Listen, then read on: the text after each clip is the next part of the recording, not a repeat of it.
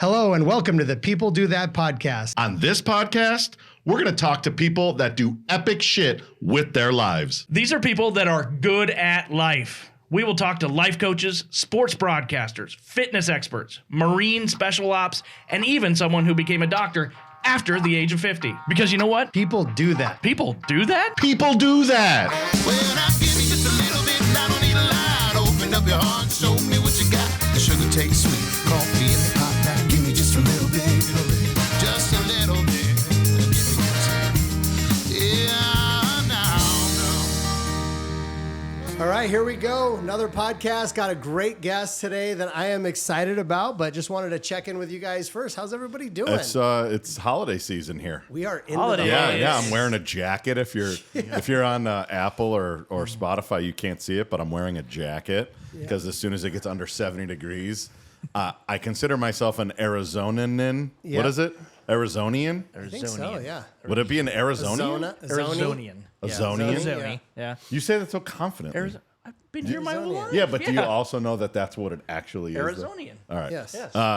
Well, I think my blood has successfully succumbed to the Arizonian. So if it's under Doesn't take long. 65, no, yeah, it's been several years now. Yeah. I don't know when the folks will be listening to this, but we're in between that Thanksgiving and Christmas period. It'll probably be right after that. It's a lot of family time. Good family time and some family time. Yeah, you could only talk about the ones that you know don't listen. That's right. I think they all listen sporadically, or they say they do anyways. Yeah. Or they listen to 4 minutes of it and highlight the one story. I really liked and then it makes you believe like they listen to That's it all. Is it the normal family, or do you see extended family, or like what is we see extended family. Actually, our families are pretty great. It's a lot. There's a lot of Leos in the group. Back to Tom's astrological signs, as the astrological consultant. So Leos are big on like the attention and action, and so we have a lot of Leos in my family. So it's just a very emotionally, very stimulating, very draining, to spend 7 to 8 hours with people that are on all the time. But it's always a good time. And, the wine helps that. Well, that's that was going to be my question is, I don't know, it seems like alcohol's a big part of the holidays nowadays. Yeah. Yes. Or has it always been? I would Has assume it always so. been? I don't know. I don't think I need to ask my family, but yes, I would think so, yes. So are you a holiday drinker? Do you? No. I don't discriminate. I drink every day. No. Yeah, I think that's part of it, right? It's part of the holiday spirit. Do you find yourself trying other flavors during the holiday? Like maybe during the summer, it's a certain drink. And then the holidays is like Really? a lot of different options, right? I don't find myself straying that far this way? from my asked baseline. my dad, and it's a 7 and 7 is a Christmas drink. And That in is December, he a little drinks bit a lighter. 7. Yeah, a little bit lighter. And then the other 11 months of the year, it's Jack. Jack Straight and water. Jack. Yeah, I Jack can and support water. that. I'm going to try that. Did you guys ever go to the eggnog? I never understood the eggnog. Not as an alcohol Not drink. as an alcoholic. Yeah. drink. It's just too creamy to go with. Or the Baileys. My mom likes the Baileys. I like the I'm not- Baileys. I do. That reminds me, when I was a kid and we talked about my fat phase I was in a while, we had one of my favorite episodes. eggnog in the fridge, and I would come home from school, Chug that hoe. straight out of the carton, just chug it. But it had been in there probably way too long, and it was spoiled, rotten eggnog just coming down my face. And Hold on. Let's pause right there. Rotten eggnog coming down Fat Tim's face. Oh God, so bad. That's real good. What is the drink of choice then for the holidays? Well, I was thinking of you this weekend because we had some Of wine. me? Yeah, we had some wine, and I know you like to I drink do. a little wine while you're. Well, we had our guest Jody Jackson had mentioned the Scout and Cellar. I believe it was like an organic wine. yeah. But the organic wine's having fewer Sulfates. There you go. Sulfites. Sulfites. But I thought of you as I was drinking the $2 Chuck. Ooh, that's a little. Yeah. I've graduated from that. Yeah, I went back to it. I've reverted, I guess. Did you? But again, trying new things for the holidays, Yeah. right? Yeah. I've had something like in my head. It's like a story I'm going to write sometime. There's probably been songs about it, but drink the good wine now. Like that is just symbolic for life because you don't know tomorrow. And actually, we used to have a wine fridge with good wine in it that broke, and it got to 95 degrees inside. So all the good wine I had in it, I didn't get So a you drink. 'Cause never I do was know? like, what are you waiting for? Just if you're having friends, you're drinking Just it. do it. But speaking of drinking, I do have to bring up one quick story. I don't like to brag a lot on this podcast. But you're about to? But I'm about to. Okay. I started my car yesterday. It says immediately turn off engine, coolant issue or something like that. I had to take Cody to the airport, so I just roughed it there, hoping that our car didn't explode on the way. Get back, Google low coolant in Audi, watch a video, drive to Napa.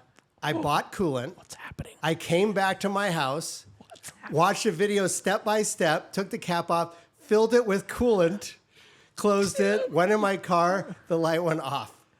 And I might have rebuilt the whole engine. I just walked around the rest of the day like such a man. Obviously, I know nothing about cars, but for me, that was big. Was any of the articles say why you might be low on coolant? Because that's not a usual one. No, I'm due for an oil change. I'm not real good about those either, so... It's something to do with that. Something with the coolant or the hyperventilator. Yeah. 30. It's a 36 or 38. Key I'm not ignition. sure. Yeah. The specs on the end line for the Gas. rotary girder. Yeah, I think it's something with that. Yeah. But anyways, enough about me crooning on and on. But congratulations, though. I'm like, that's probably not something I would do. No, Like it was new for me. Yeah, I don't have a lot to do anymore, so I'm like, why not just try to do this? Just be a man. I fixed the fucking car. I came close to that. Rebuilt it. I mean, I did walk around with nothing but a tool belt on all Yes. afternoon. Tim, break something, bitch. Didn't go over well. All right, let's bring in our guest. All right, let's go. Hey boys, talk about people do that. Well, people do this. Our guest, Tommy Gearhart, is a powerful jazz vocalist who loves to sing ballads, exploring jazz standards, and the Great American Songbook. What that means is that he has the voice of an angel. Born in Toledo, Ohio, Tommy Gearhart spent much of his childhood there and in Detroit. As a young teenager, he became serious about jazz and began his musical career as a jazz drummer, playing with local bands while also starring in baseball, football, and basketball in high school. Blessed with a warm baritone voice and influenced by his jazz background, he developed quickly as a vocalist. Young Tommy was inspired by the swing of Frank Sinatra and Tony Bennett, but he listened to everyone, did a great deal of study, and emerged with his own highly appealing voice. Tommy eventually moved to New York, keeping busy with steady work on Fifth Avenue at the Cité, 5-star luxury hotel, amongst many other clubs that presented jazz. He has since performed at many jazz clubs and festivals around the U.S. and Canada. And when Brian and I brought our wives to see him perform last month, we turned to each other and said, podcast guest. Well, the day has finally come. My friends, I give you the Tommy Gearhart. Tommy, welcome. Thanks, appreciate it. Yeah, a lot of good stuff there. Voice of an angel, huh? Yeah, And where are you, baritone? What are you? Who are you? I mean, some of that was What are you, fed to me. Googling We shit? have people. We have people. I was thinking more touch and cherub these days, I guess. We'll get there. Yeah, I mean, reading your, Brian and I saw you live, and it was incredible. We don't get out from Gilbert much, let alone to go to Scottsdale and listening to a jazz musician. It was incredible. Can you set that scene for me? Because I was supposed to go that night. I ended up going to the Diamondbacks game with the family that night. Smart choice. Yeah. But I was supposed to go, but I saw several pictures. Give me the scene of what that looks like, because you never really explained it to me, or whoever wants to Brian, do go ahead. You All right, set the so- tone. You organized that night. Yeah, that was fun. Ravenscroft, right, in Scottsdale. Ravenscroft You have to family. say Ravenscroft. Ravenscroft. Yes. Known for their pianos, right? That's the Ravenscroft family. Had kind of a speakeasy jazz feel to it once you got in, right? It was in a kind of an industrial area. So driving up, we're like, are we in the right spot? But once you walk in and everybody's dressed up and then the tables are set nice and the bar, and then you're in the back and then in the corner, and it had a cool nightclub feel to it. It was so fun. That's right. It's right? And that was the whole Yeah, point, right? That's to find those places that you can help you set the vibe that I grew up with. I mean, that's the idea, is kind of, I grew up in Toledo and Detroit area, and we had that old school jazz clubs, all around. You walk in and the blue smoke, you can't do that anymore. They should put fog machines or something. They should, yeah. They something. should. Just like a layer of something. Yeah. Pipe in nicotine into the vents, yeah. Sounds like Right. Nick's hung out in some smoky bars. But, Yeah, I'm from the southeast side of Chicago, so that's all you have. That's right, and it's about setting that vibe. Yeah. I mean, for me, and is you guys are all former athletes. It's the same thing, man. It's the hang with the guys, it's setting that vibe, getting that mood, the girls, you know, the whole scene that Frank Sinatra or the old jazz musicians set up for us. Yeah. So it's, Yeah, you had them going that night, and it was a packed house. And Yeah. I remember the hospitality there. The people there at Ravenscroft were so nice. Awesome. But then at intermission, they take you. There's like a back theater where they do a lot of performances, and there was a guide there telling us all about it. So once you sit in those chairs, he's explaining there's like $15 million in like sound equipment, microphones, everything going around. And I saw Brian sitting up front, and he raised his hand at one point, and he said, like, this is all really interesting, but are we going to have time to get back and get a drink and a snack before the show goes again? And I was like, who said that? I'm like, oh, that was my friend Brian. My guy needed a Miller Lite and a Cheez-It. Exactly. I didn't want to miss any of the show, it's man. Yeah. so greedy to raise his hand, though. Yes, You know, he I don't did wanna be raise rude, his but hand. I I'm waited. kinda thirsty. I waited. That place is spectacular. Yeah. I mean, that It family was. is like instrumental in the state of Arizona. Bob Ravenscroft and his wife, they're donors to just about every music program, ASU, U of A, any jazz that you'll see presented in the state has their hands in it. They give scholarships to kids. Pretty great family. Pretty And cool. that capsule within a capsule, that theater, here's what's really cool about it, not to plug them too much because that's not my next show. But, that they can make it sound, the algorithms and the way that room's set up, they can make it sound like any theater in the world. So if you want Carnegie Hall, they press a button. Where's this? Oh my goodness. Raven- Theater Yeah. that's within Oh. the Yeah. theater. Yeah. So it's like Yeah. a 200-seat theater. The other one sits about 150, and that one is 200, which I'll do something there more with like strings and a trio, something a little more elegant. You know? Yeah, right. But which isn't normally my demographic this show. So I had to warn them. You guys are going to sell a lot of booze tonight, probably more than you've ever sold. Probably. They definitely did. What? Yeah, we Who's, did. so what? Explain that. Who is your crowd? I would say like 18 to 80. That's our demographic for But the I would say podcast. middle age on up. Yeah. I mean, really, I think as you age, we still like all our old stuff that we listened to in high school, whether it's 90s rap or whether you're from like 70s, 80s time Yeah. period. But at the end of the day, you want somewhere, because we don't have our knees anymore. Right. You want a place you can sit back, enjoy a cocktail, and set a Absolutely. vibe and be a little cooler in life. Yeah. And that's Yeah. what I think jazz kind of does in that vibe. I felt like an adult that night. Like it was like I did. I like it was did, yes. mature, right? Yeah. Like, and we've gone to concerts together, all Yeah. of us, right? Like, and it's like, you know, it's fun and stuff, but it's not like it definitely was interactive, and I didn't expect that, but that was because of you. That was your personality to kind of to give to the crowd, give and take a little bit with the crowd, and that was fun. That was It fun. was great to see some of you guys, like especially the baseball guys I know Yeah. here. Yeah. And I've only seen them in ball caps and clipboards and Yeah. radar Yeah. guns, Yelling and, at you know, umpires. Yeah. golf shirts. Sounds like us. and Yeah, golf khakis. shirts. Yeah, we cleaned up nice. That That's the night. one thing about this music, though, which I was thinking about that night. Like you mentioned the different types of music that, you know, like the 90s rap or whatever we used to listen to.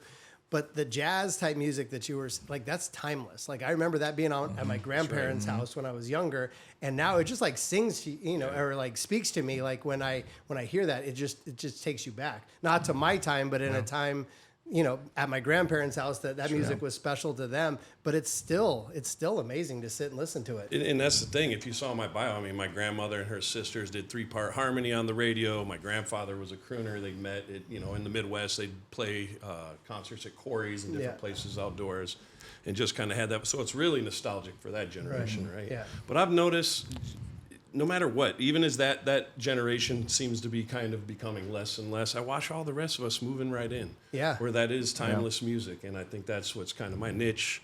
And I was like, well, all right, I don't have the hair anymore, I'm not as suave, and but I'll tell you what, it ages like fine wine to music.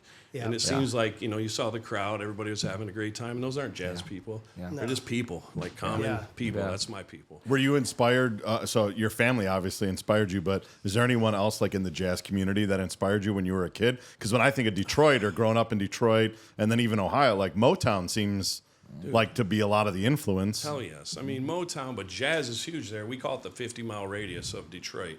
So there are some of the greatest jazz legends of all time that came from out there. I mean, you're talking from every instrument you can think of, Elvin Jones, the Jones family, and then you had all the Motown stars that were there, and a lot of them, like he lives here, George Benson, the guitarist, right? He's from Detroit. As a kid, I didn't know he was a smooth jazz guy. To me, he was this like shredding jazz guitarist that could, tell the truth.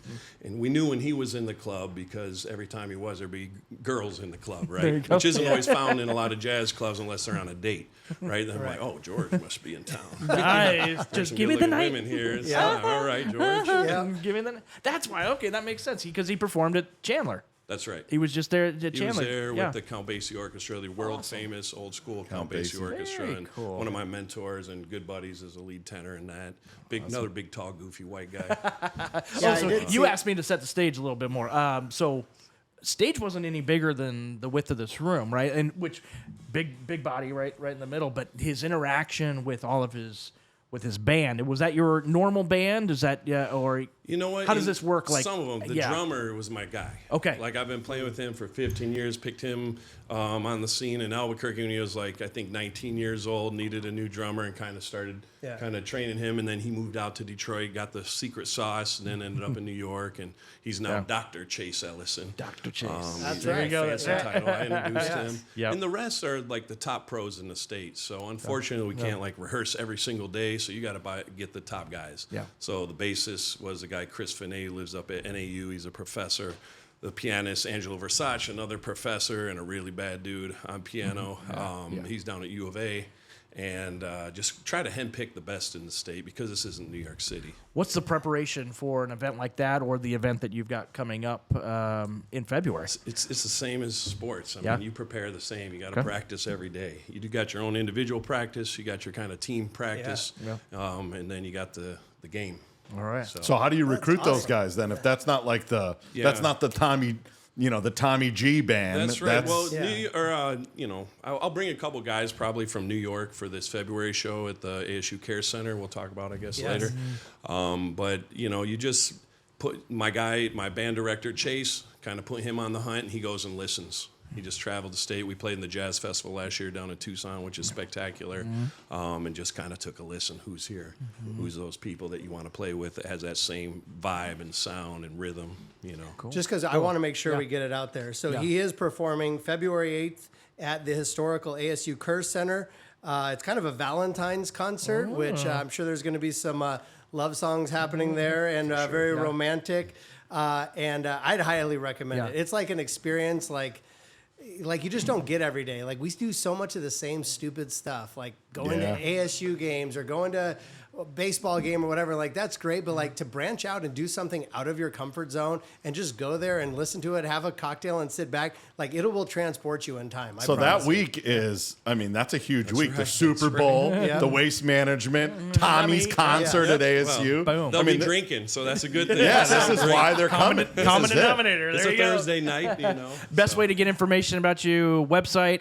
I Just TommyGearhart.com. Tommy Gearhart. GearHart. There's all the information you need excellent. So for you guys that are on, Spotify or Apple, you can't see Tommy like the YouTubers can, but he's 6'5". Oh, yeah. He's a big man. Big man. So we got to talk a little sports. Yeah. What position did you play like in sports growing up? Well, started off before I got big and tall. What did we all want to play? Is the middle infield, right? You're fighting for that as long as you can. Then you get big and goofy, and you start. All right, you're going to be in the outfield, and you're throwing off the ball, pretty much. Right. And hit the snot out of the baseball because I swing it lefty and.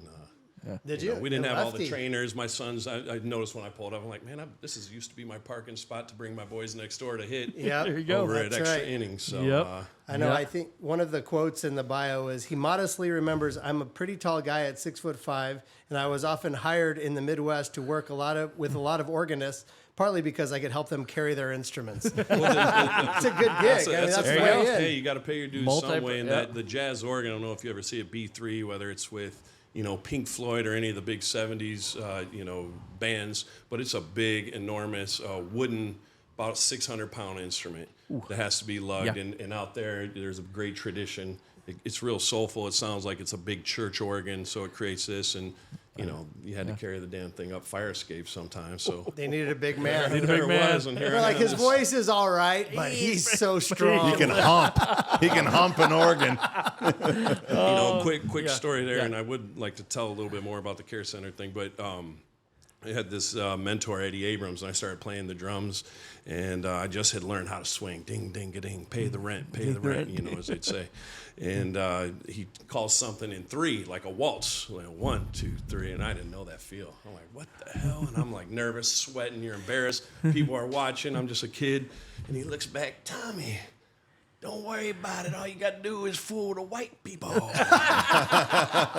it was a lesson. So good. In other words, they don't know what the hell you're doing. Just get up there and smile. Yeah. And There you just go. sound good enough. Yeah, sound good enough. We would have bought anything that night at the Oh, we were Ravenscroft. in. Everything sounded good. Oh, So, man. Oh, I appreciate that. Yeah, The, so- the Care Center thing is, what's really neat is we just lost the great Tony Bennett. I mean, Right. he is one of the greatest of all time. I got to give Frank, if we have to rank in this big culture of ranking online Yeah. stuff, Frank Sinatra, but Tony Bennett's right there. Yeah.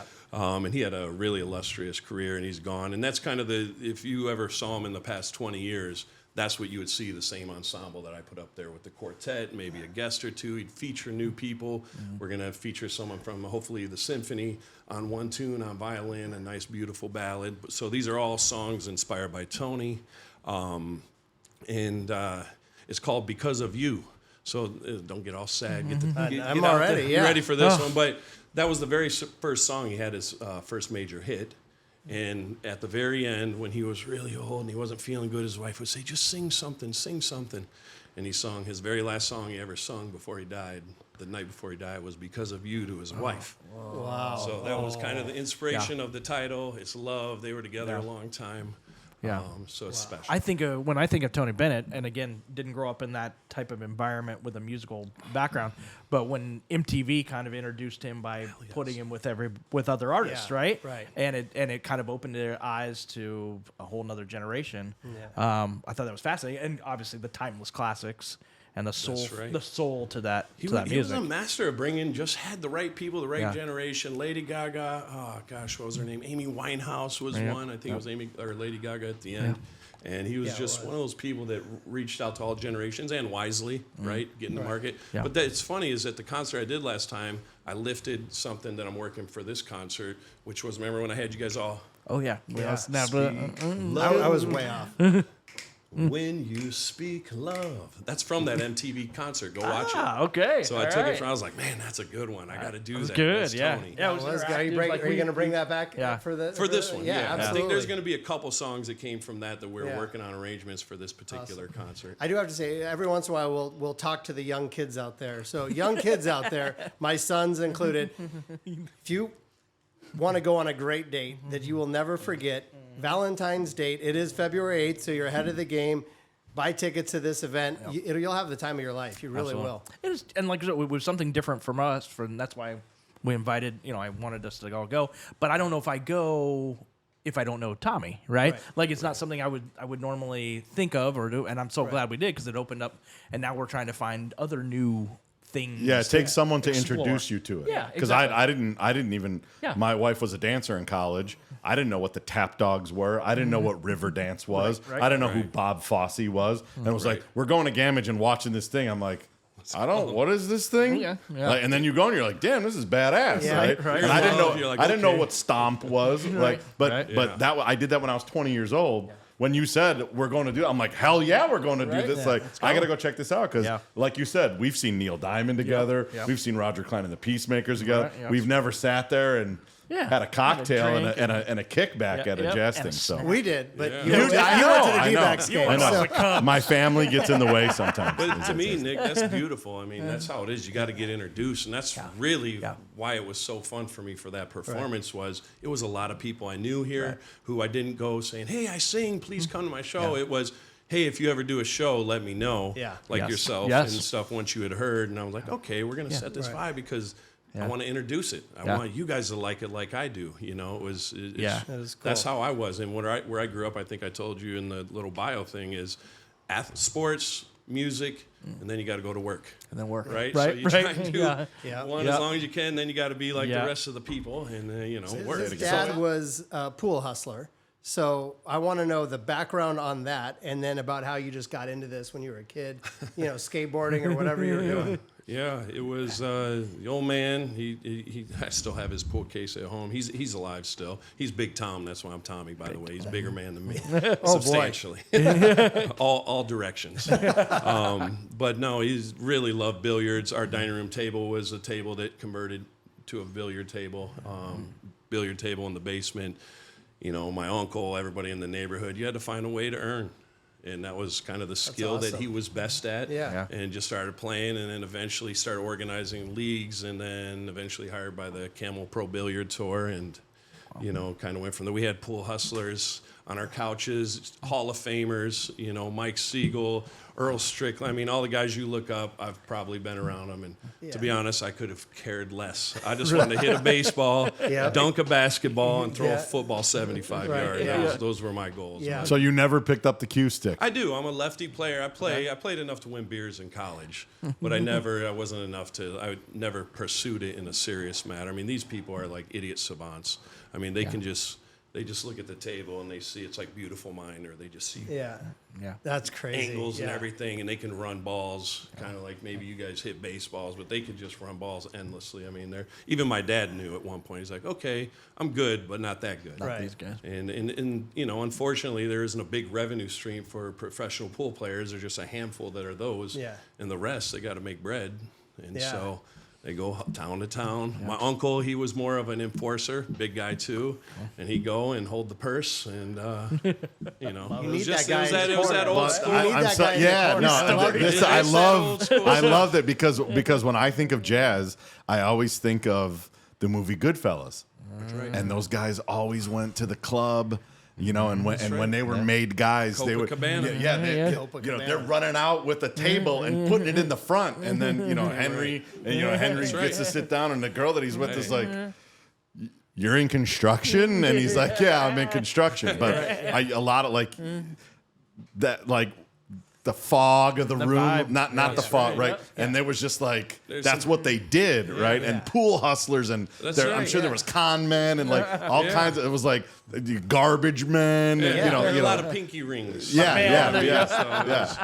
that was kind of the life, and if the write up for this show was, and that's what I wanted at the last one was, you know, so at least some tables that can be purchased, give you that old New York City supper club vibe. You know, even though it's not a true supper club, they're kind of setting it up with the tablecloths and the candles, and you can have your drinks on the tables, things like that. Because you got to create that vibe. Like where we all want to hang, right? I think we all dreamt that we were in the Rat Pack, or no, I call it the Cactus Pack out here. A group of the finest pricks you've ever met. How do you tell the venue? Like, did you go out there an hour and a half before and kind of like feel it and like kind of see how it was set up and go, hey, can you move that? Or like, how did you know that it was the right venue, it was the right place, it was going to have the right feel for you? I had attended it. You know, I had attended a few shows there, and, you know, talked to my band director. I was like, oh, I think we might be able to do something here. It's a little bit smaller than I want to work in these days, but it created that vibe that I wanted for all my, you know, people that are out here that support me, and it kind of, I felt, served the purpose. I would have liked them to dim the lights a little bit more, right? I mean, we got to, you know, still look good to our wives somehow.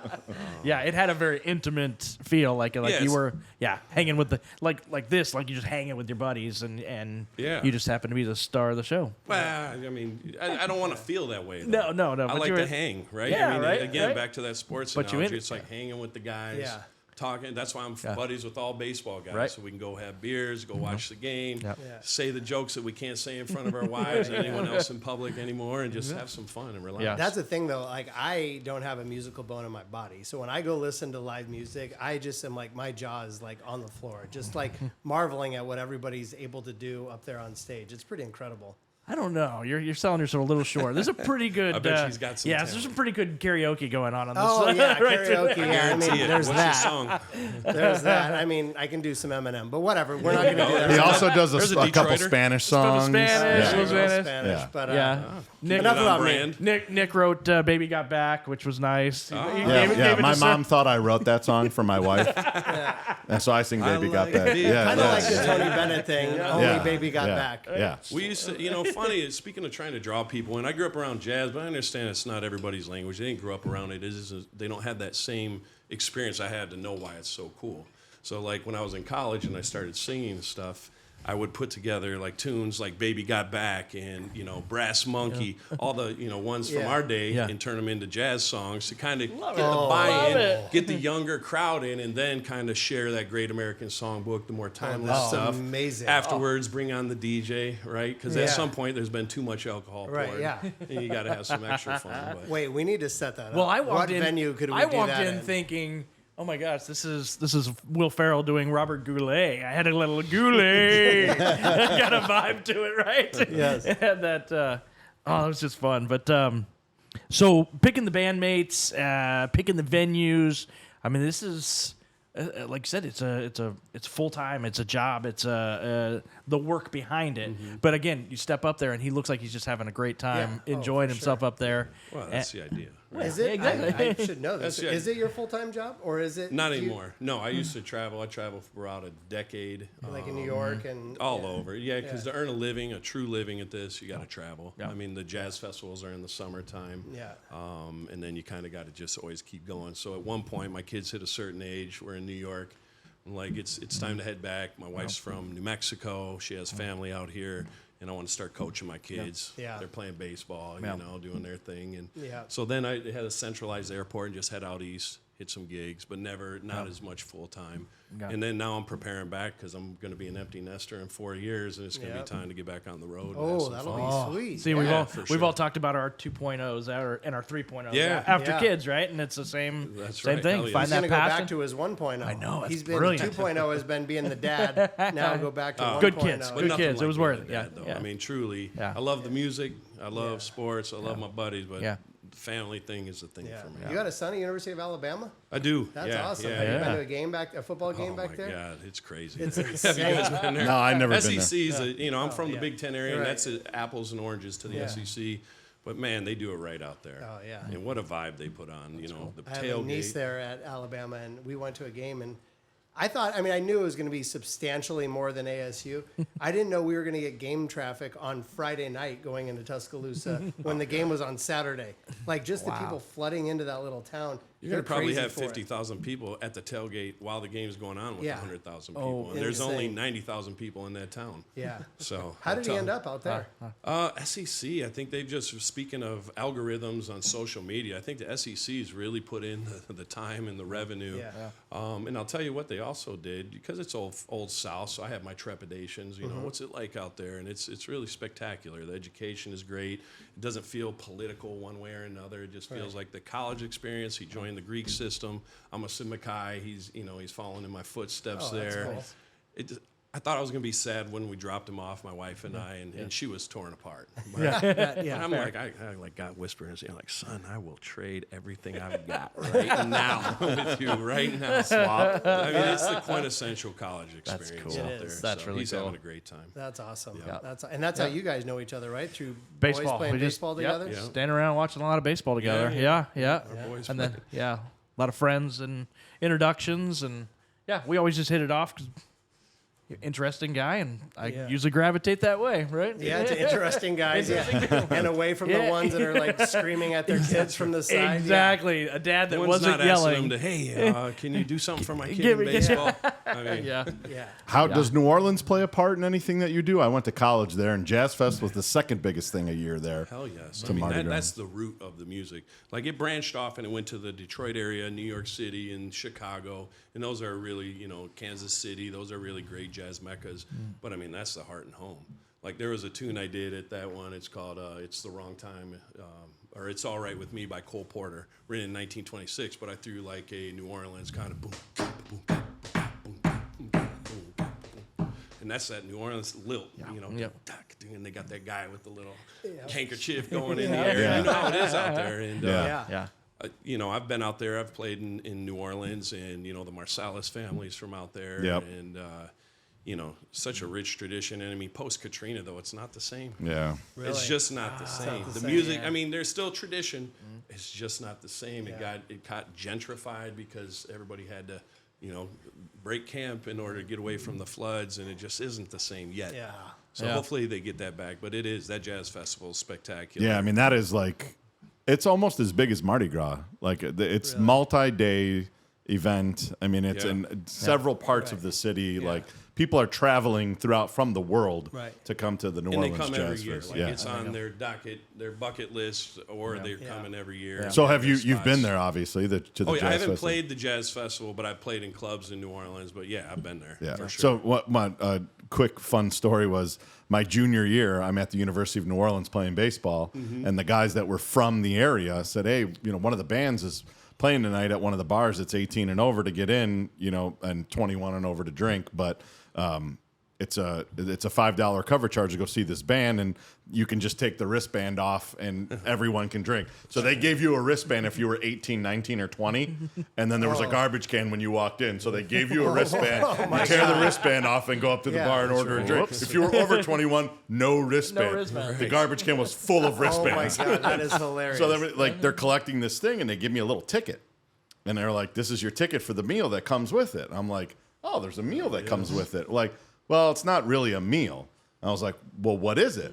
Like, well, the band tonight is Kermit Ruffins and the barbecue swingers. Yeah. And I went, okay, so the band has food, or and they're like, yeah, the guy that plays the drums grills sausages. Oh my God. They take a 45-minute break.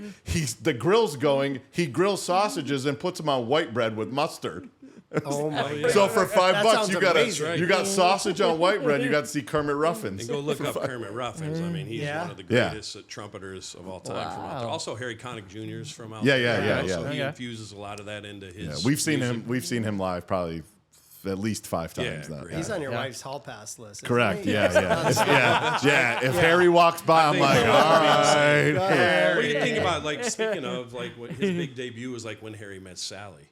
If you remember that movie, Billy Crystal. I mean, another one, just like the class. You heard that sound, and I think that's. I grew up listening to it. I had, grandparents with the background and the jazz club, but really, when that record came out and that hit, you're like, all right, wait a minute, this is cool. Here's a young guy my age doing his thing, and I went, I know I'm playing drums, so I think I might want to do that one day. Yeah. And, coincidentally played with a bunch of his players that have played in his band. So your travels, you said like if New Orleans is the mecca, but you're losing a little bit of it. Any other towns that you went to that are like they're big on the jazz scene, or maybe some surprising jazz locations, and then second prong, like the audiences that are coming to see you, like any surprises, like a younger generation, or are you still kind of seeing the older generation coming? I mean, New York City's still the centerpiece of this Yeah. music in the world. I don't care where you're at. I mean, that is the place. There's still 50 jazz clubs, variants of jazz clubs, and some of the great. Once you're good in whatever city, the best from each city go to New York to prove themselves. Like, that's where you go, okay, I'm a dude. Yeah. Right? And that's where you prove it. As far as audiences, like you said, you're from New Mexico. Is there a scene in New Mexico? I wouldn't call it a scene. There's some good musicians. There's people who retire there as musicians often because it's, laid back feel, has a good vibe, great culture, great food. The Rocky Mountains like it is here with that desert landscape that some people look for. There's a great, I guess fan base isn't the right thing. There's just people who are into the arts and into culture, like when your wife had taken you out to those shows for the first time. I mean, all my kids have been to different shows. But I think, like you said, the timeless music, I feel like no matter where I've played, I've just had pure luck. Like, I just feel like whether it's been to 20 people who showed up that night or 10,000, it's just everybody gets into it. I was trained by my mentor, John Hendricks, that you perform as if 20,000 people are in the crowd, no matter how few people are there, and just give them everything you got because they paid money or they're buying drinks or whatever it is. And, just like baseball is one way to do it, the right way. Yeah. So. That's funny. I had a party for my parents and Julie's parents. We did a big party, and Rock Lobster came. You came. I was there.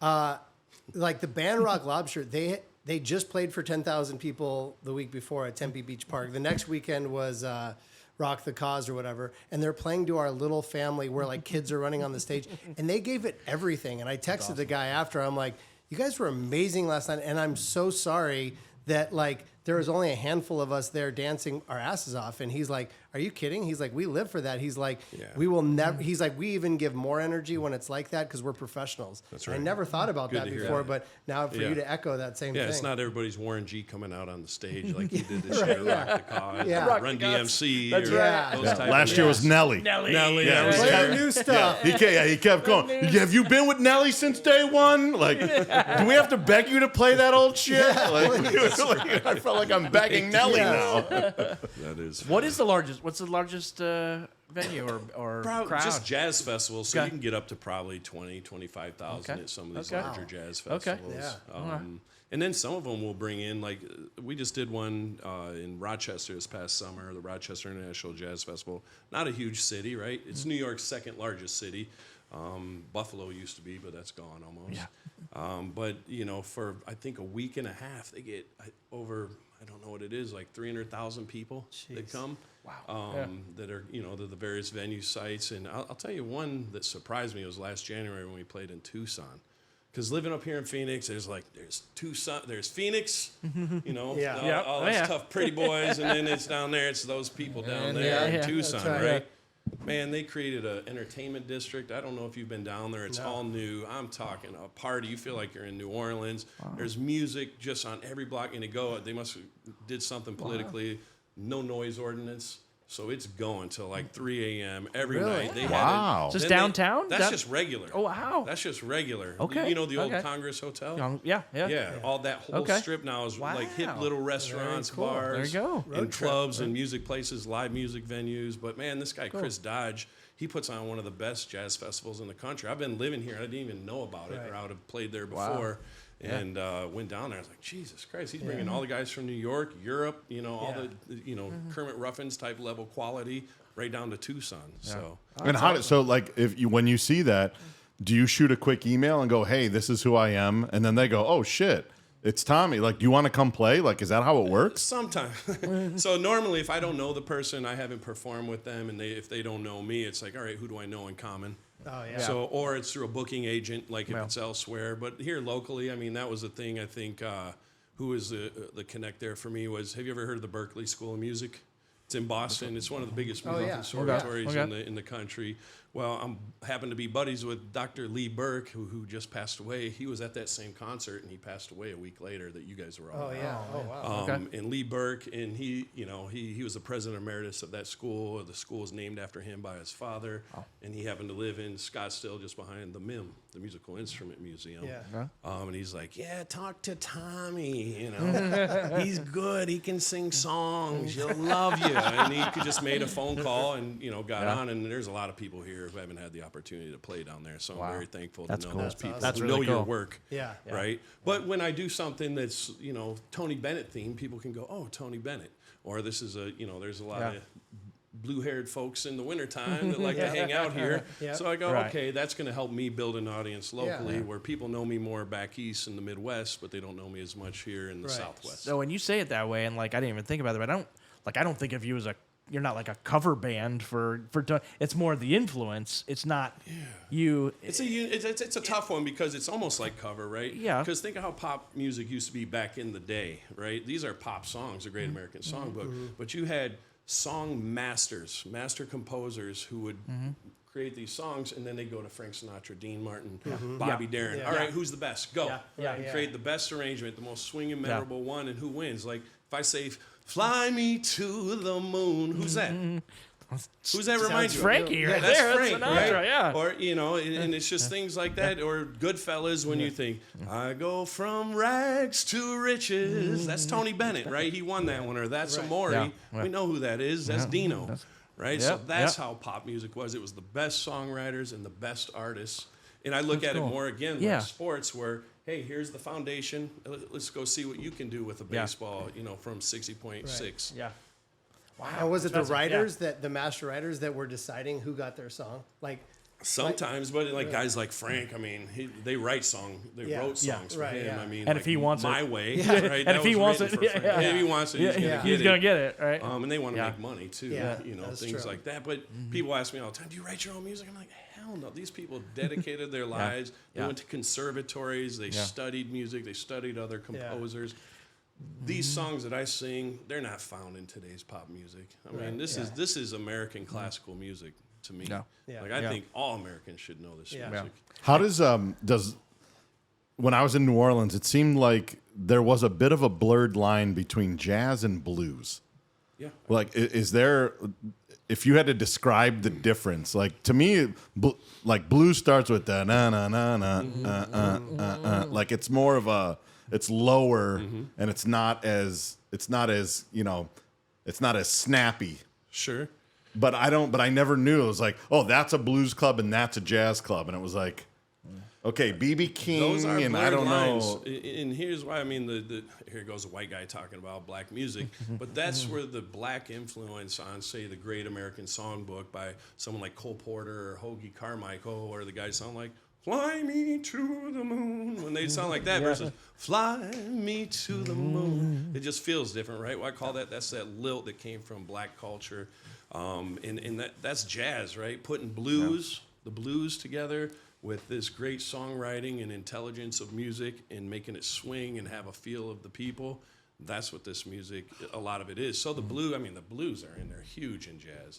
Huge. I mean, it's an enormous part of it. I mean, blues and jazz musicians, to me, they're almost the same. Okay, because that's how you, after being there for 2.5 years, I got the feeling that it was like, these things are interchangeable. Someone might be more like that, but then a lot of the places when you go by, and then if you're there long enough, then you're like, is it different, or are they just kind of like doing their own little version of it? But if you listen to all music, I mean, and again, it is the influence of black American music. It's American, but it was from and rooted from the blues. And that's in rock and roll. That's in, of course, R&B, rhythm and blues. It's in all of the music we hear today. I mean, it's not just in jazz or in Chicago-style blues or the old Mississippi Delta blues. That, to me, is the foundation of American music. That's our folk And we music. talk about a heavy American influence. How is this received overseas? Because you mentioned some European artists. Yeah. How are they perceived? How do they take this and... So the Europeans they're scientists. So some of this music's really difficult. I mean, jazz is really they say it fires up more parts of the brain than rocket scientists even come close to dreaming about. Like there's a lot going on. So you're either in the spectrum, the autism spectrum, or you're ADD. That type of thing, and you can grab and hear, and you probably you guys will all be jazz musicians, flowing with you guys here. And that's usually kind of I've found or blind, right? What else you got to do? Right. Just take it all in. Do Right. something. But, When you said flowing right now, because that's something that's, once again, not knowing anything about music. Yeah. Like, they're just like making it up as they go sometimes in jazz. But how does everybody know what the other person's going to do? Like, it's just like somebody just goes off for like 15 minutes on doing their own thing, and then all of a sudden they're all back. I'm like, did they plan that? Or is that just somebody like feeling it? Or like, how does that work? There's structure. There are parameters. There's a field or a core. I know I'm doing all these sports. I love it. No, you're speaking to us. There are these Dumb it down parameters, for right? us. But as we would say in sports, rhythm and timing. It's the same darn thing, right? There's these chord changes. In pop music, it's easy because there's like 4 primary ones. That's why you seem like, didn't I hear this song before? Didn't I hear it? Yeah, you have 1,000 times. Most pop music is based on those. But in this music, they just learn them. Your ears get used to it, and then if you're one of those people, the ADD kind of people that couldn't just sing the melody straight, and you're adding your own shit in there, jazz musicians usually, they're like, drummer just doesn't want to sit like, there you go. God, dude, he wants to go. Let him run. And I, it's like this. I feel like we're in a flow, and this is what it feels like on stage, like truly the same. And when you got the right guys, you can have not ever met. And that day, I met some of those musicians. That day, we rehearsed just before the show. Now we had a lot of structure prepared to, give them in advance, but hire the best guys and you can just go. And they go do it. Wow. That's Yeah. so That's cool. funny. Yeah, because I felt like at shortstop, like I always knew where my second baseman's at, and I know 90% of your guys' jokes. So anytime, like I know where we're going. Bullshit. I'm gonna learn new ones now. Damn it. Yeah, you. Damn. But I close out every. I Yeah. put out in there also like sports and music. We talked about a little bit earlier, but that was everything. Yeah. When I was in high school playing football, we had guys that would take off their shoulder pads, march with the marching band. If they weren't on our football team, they were on the basketball team or playing in that band. It was just music was synonymous with sports. I mean, at the end of my show, what do I say? To the great Ernie Harwell, one of the greatest sportscasters of all time. That's the ball game, folks. So long, everybody. That's how I close every show that I've ever done. Love it. It's so And great. everyone out there knows sports. Out here, Yeah. it's a little separate. Yeah. My son's like, Dad, it's not cool to play piano. I think I'm just going to go swing the bat. All right, son. But where I came from, it was cool to do both. Yeah. Well, what I think about is like throwing a ball or running fast. Nobody cares how well you do that after about age 18. Like we spend so much time like I'm gonna throw fast, I'm gonna run fast, and then you get to a certain point when sports are over. Nobody asks me how fast I can run anymore. But if you could pick up a guitar and play it, or sit down at a piano and like that is timeless again. Like for my kids, I wish they would have learned. It's one of the something top like regrets that. I hear from people like, I wish I'd have learned, stuck with piano. A lot of times it's because they weren't having fun when their parents forced them into Yeah. it. The teachers were strict and cruel. If I get a teacher for my kid, I'm like, I want them to have fun. Learn popular fun tunes, Christmas tunes. Just have fun with it. 'Cause Right. If you have fun, and then if you want to get, believe me, you can get on YouTube and find 3-year-olds that will whip everyone's ass you ever heard at every instrument. So you're not good. Yeah.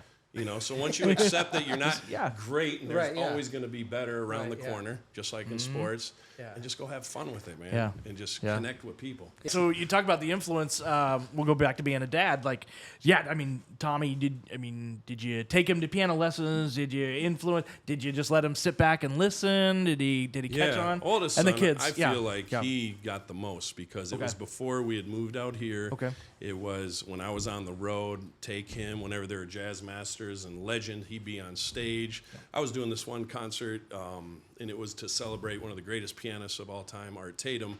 And I'm on stage, and we're playing with John Hendricks, who's legendary 8-time Lifetime Grammy Award winner, all that.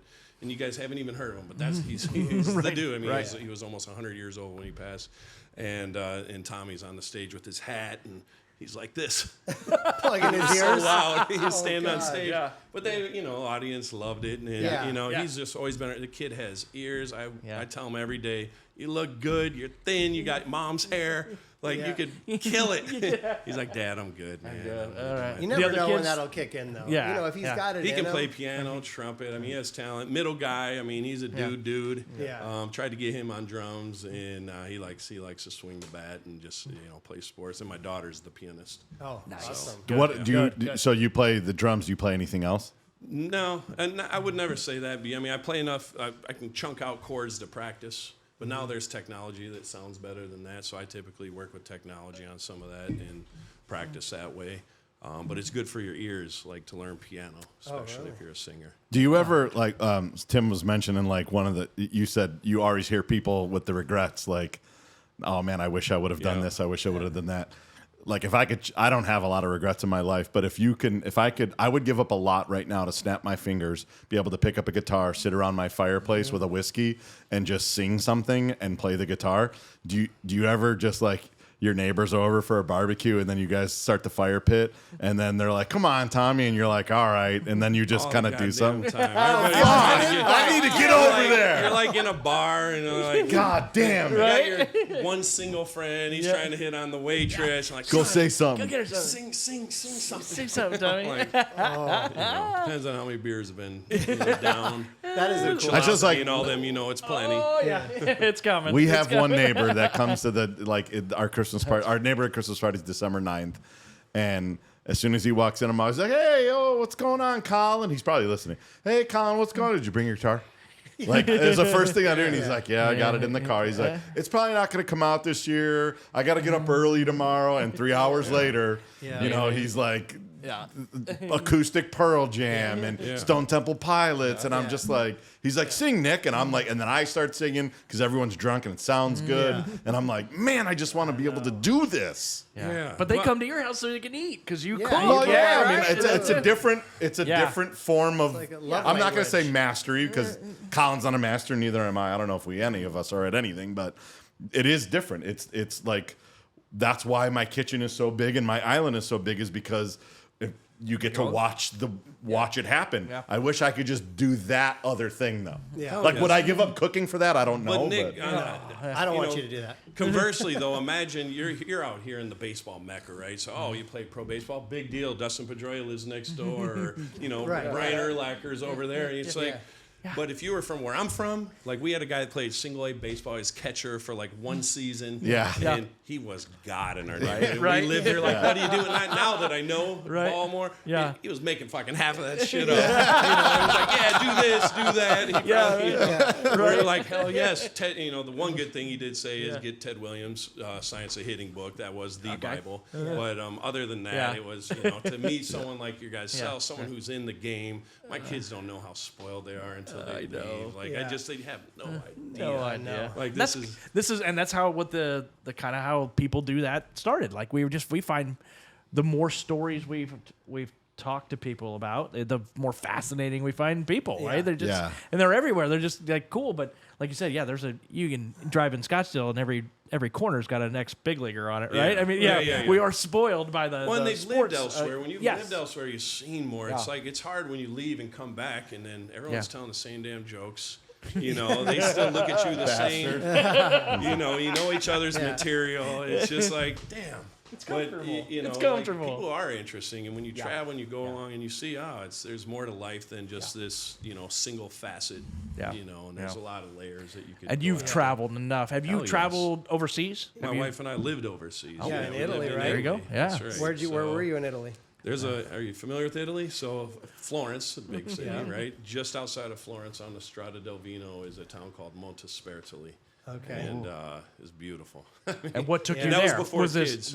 Was this? I was playing drones at the time, and I was just kind of a little misanthropic with the corporate world. That I was, I wanted to either play sports or be a famous musician, and it just wasn't clicking, at the time. And So you're like, so I'm screw like, this let's go to country. Italy. Yeah. Let's go to Italy. Yeah. And I came back and it reorganized my mind. How to eventually raise a family. They know family out there. Yeah. Like they just know how to do family. Yeah. All generations, elbows on the table, drinking wine, just taking your time, high quality things. And it's like, all right, it's time to start a family. So How long were you out there for? About a year and a half. Oh, man. Yeah. What a great Yeah. opportunity. Yeah. And a good time in your life to do Oh, it. Yeah. God, yeah. I started drinking coffee. One thing that we talked about Start drinking coffee, right? in one of our first episodes, it kind of came about like find your game day. Like what gets you up? What gets you going? I mean, I think I know the answer to this, but is doing a show, is that your game day now? Like, do you prepare yes. for it, look forward to it? Hell yes. Tell us about that I mean, it's the same. It's ritual, routine. Yeah. Like, I got, superstitions, even though I'm not Really? a superstitious Oh, let's hear person. 'em. Yeah, I love just it. on Or is it a music and superstitious to ask you what your superstitions are? things. You don't tell it all. Yeah, but, right. I mean, there's some weird stuff. But, my But like wife the doesn't night want me to before, tell. are you kind of like excited for the like? Is it that Yeah, same it's the pregame same feeling? thing. You get a little tiny bit nervous. Yeah. Even though you've done it. Yeah. You go listen to things you've done to remind you, oh, yeah, I've done this. I can Yeah. handle this. Yeah. And then, like 2 seconds into it, you kind of hear it. You see the crowd smile, boom, you're back. Yeah. And it's game time. And that's the fun time, right? Right. Just like you try and get your kids not to think about the game. Yeah. Practice, do all this, and then forget all that when you're out there and just go with your play. instincts Yeah. and play. And so When did that's you what know we're you were trying to do. good? That's a good question. That's a good question. There had to be a time where you were like, they're going to pay me? Yeah. You know what? I made sure I was good enough before I went public because I'd played with enough bad ones as a drummer. And I went, Jesus Christ, they can do this shit. Everybody wants to sing. I think everybody would be lying if they. That's why the instruments were invented, because they're pitch correctors. People who couldn't sing, they play instruments, right? That's why they hate singers most of the time. Yeah. That's great. And so I think it was just that. I stood up. I was playing in a jazz trio for a buddy. It's a wedding, and just out of college. And I decided, all right, I'm going to sing here. And I'm actually going to sing this song at this event called All the Way by Frank Sinatra. Well, Frank Sinatra didn't write it, but he made it most famous. And, man, there was a music professor there at the party. He's like, man, where do you perform? I was like, that's the first time I've ever sung in public. He's like, well, I want to start a band with you.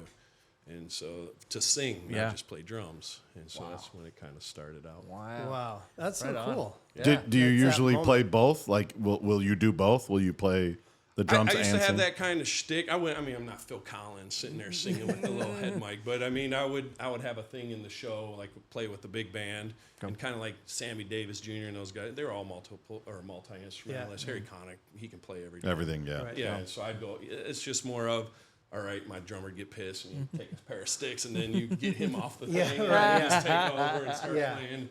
Yeah. Crowd loves it, but right now, I have such a high level of expectation of excellence that I don't touch the drums really on stage. Did you have to take like voice lessons or anything, or did you just start singing and then hearing yourself and seeing feedback? I started that way, and then I met my mentor, John Hendricks, some other jazz musicians. This guy Donald Walton, who's a tenor player, used to play with Aretha Franklin all through the '70s. And then you got to have someone tell you the truth. Yeah. Like mom and dad love you. Right? Yeah. Everybody, your friends, they're all like, oh man, you're great. Yeah. But you need someone who's going to give you the brutal truth so you can get better. And that was kind of some of those mentors handed down in the old jazz tradition. They're like, dude, go learn this again. Your pitch sucks. Record yourself. Listen. Just keep trying to tinker. So I try and get better every day. I remember Pat Murphy at ASU. That was the first time I heard it. He was like, he would tell people, someone's been lying to you. Like, baby, when you think you're good, it's like, hey, somebody's been lying to you. Talk about a way to knock your confidence down. It's like going to you go into the restaurant and it's like, oh, this is it. Oh, you're the owner. Like, yeah, man, I just, making ribs in the backyard. Neighbors loved it, so decided to do this. And I'm like, yeah, this will be for a lease in about 6 months. Reid, I don't know if you guys know this guy Chow, but he's one of his kind of colleagues in the business. And, if you ever want to know what he thinks about a player, I mean, he doesn't like anybody, right? And I met his boss a couple years ago, and he's like, yeah, when Chow turns in a report and he says he's a 5th rounder, I usually mark him at 2. He's just super. Like, he'll tell the truth, and I'll go to him. Like, guys like him, like, hey, man, how's Frank doing? All right, he needs to do this or that, and you need someone to be honest with you. Right. Let mom and dad give you confidence, but you need to know the truth so you can work on it. So just like Nick asking his friend if he brought his guitar to the party, like, I want you to sing.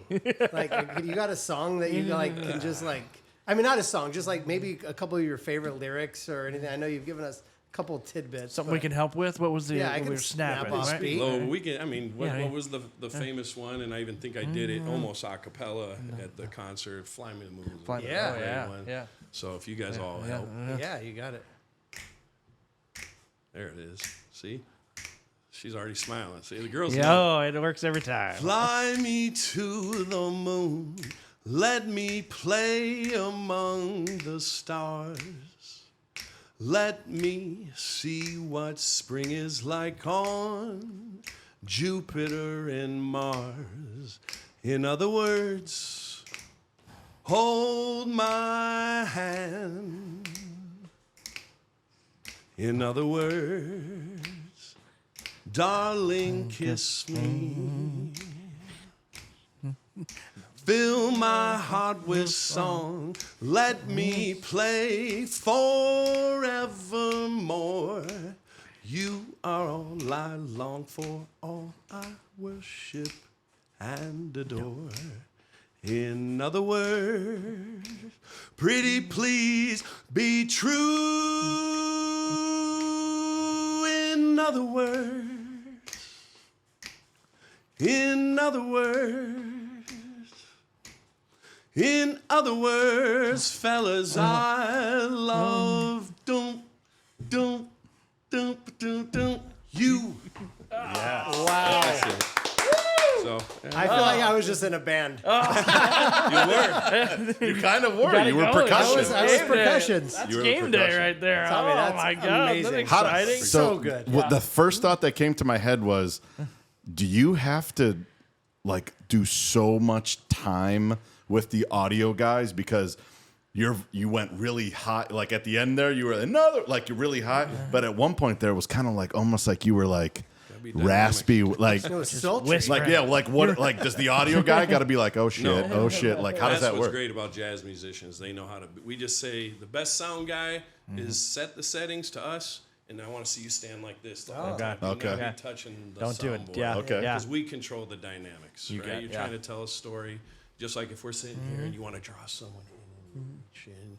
You know, your grandpa did this, and then boom. Yeah, You know? yeah. Got So it. it's all on you. Yeah. That's right. Yeah. That's And funny. then I you do see- remember the sound guy he had his iPad out, and then the bar was short staffed, so he set that on the side, and he was just over making drinks for me. And then he got a lot better. He did. He got a lot better once he set Then the that night thing got a lot down. better. But yeah, but you're like right there, just your interpretation. I've heard that song 100 times in my life, right? 1,000 times in my life. But there were parts of that, the pacing of it, and the volume up and down. That's incredible. Yeah. And I did that more traditional, so it would be Yeah. more recognizable. In the concert, I did it like a slow ballad. Yes. Yeah. Right? And where it was almost a cappella, like Tony Bennett would have done it. You know, So how do you take one of those rap songs and make it into that? Like, Yeah, I like bet on do you that, have too. to like look at how it's constructed and then say this is how you slow it down, or yeah, you'll take a song that maybe you know or a style, and then you kind of make the lyrics fit. And there's funny parts in it. I mean, really, the only problem with doing that is once you do a shtick, that's all they want you to do. Yeah. So then it's like, all right, I'm not doing that one. Never Yeah. heard of it. How about reading You know, music? play Humpty Dance. Never heard of No, it. never. How about reading music? Did you grow up reading music, or was that part like? Yeah, definitely didn't read first. I can Okay. read music. Eventually, if Yeah. you want to perform a lot and be effective in communicating Yeah. quickly with musicians like we had to do at that concert that we just met some of them that day, and let's read it down. But no, I mean, I trust ears first. Yeah. I mean, it's about listening. I feel like Yeah. life, that's kind of, I got a little tattoo here. It says listen. Like, just listen. If more of us would Yeah. just listen. You just What do you- flex on your kids when they're not listening, just like kids, right here. Right there. what do you say to each other after that night? You just met these guys. You probably did some FaceTimes Yeah. with them and other things on Zoom calls or whatever. When you guys go, once you give your sign off for the day, for the night, you guys go back, and then is there like a Great question. hey, I'm like, fascinated. hey, Post-mortem, if it didn't I don't even know what to call it, like a Post game recap. good job, like what? Shake hands or I what? think when you're playing with new guys, it's definitely, hey man, good job. I really appreciate you did good tonight. Did you have fun? Yeah, I had fun too. Or Right, things like that. And the next question is, where's the check? They're still pros. They got to get paid. And I think that's a big thing. I hope the audience would listen to is, man, pay these musicians. Yeah. Like everybody is dying from exposure. Like pay these people because they're what you remember. They don't remember the $50 buffet you had at your wedding. They remember that vibe that musician usually set for the wedding.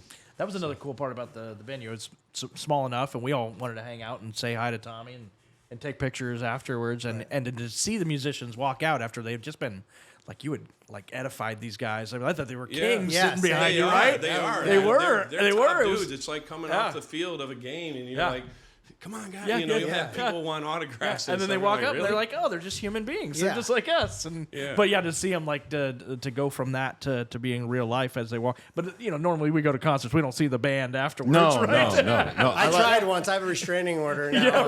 Like I'm surprised, even like at the improv, comedians come out and take Yeah. pictures after. Yeah. To hear that you guys came out, I know when I was done pitching, it took a while for me to like, wind Yeah. down. to like Yeah. get Take a off breath. of whatever I was on, during that period of time. But you can just come right off stage You and can start talking, but you don't wind down for about another 5 hours. Yeah. Like, I'm Yeah. up all night that night. Yeah. Yeah. There was zero sleeping. do you? I You're always. high. Everybody- afterglow. Yeah. Absolutely. Everybody enjoyed it. Now, if you Yeah. bombed or something, no. Then No, you still go get to bed, sleep for yeah. other reasons. Yeah, right. But no, you're like, Yeah. you're kind of Yeah. high on Do it. you want a cocktail after so bad?